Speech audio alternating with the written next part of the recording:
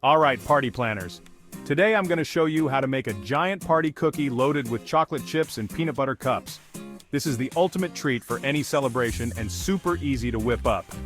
First things first, let's gather our ingredients. For the batter, you'll need 2 1/4 cups of all-purpose flour, half a cup of oatmeal ground in a food processor, 3/4 teaspoon of baking soda, half a teaspoon of fine salt, and 1/8 teaspoon of ground cinnamon.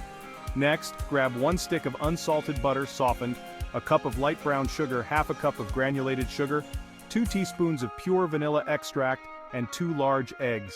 And let's not forget the stars of the show.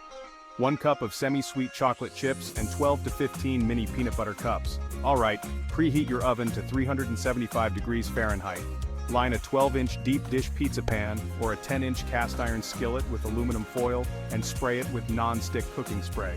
In a medium bowl, whisk together the flour, ground oatmeal, baking soda, salt, and cinnamon. Set that aside.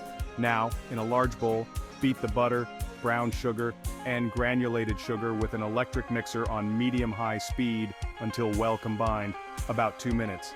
Add in the vanilla and eggs, and beat until light in color, about 2 to 3 minutes. Then add the flour mixture and mix on low speed until it's all incorporated. Fold in the chocolate chips by hand using a rubber spatula. Press the dough into your prepared pan and arrange those mini peanut butter cups on top. Pressing them into the dough, pop it into the oven and bake until it's deep golden brown and set.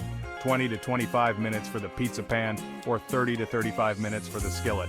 Once it's baked, let it cool in the pan for 10 minutes. If you're removing it from the pan, invert the cookie onto a large plate, remove the foil, and then flip it upright onto a cutting board. Now for the frosting.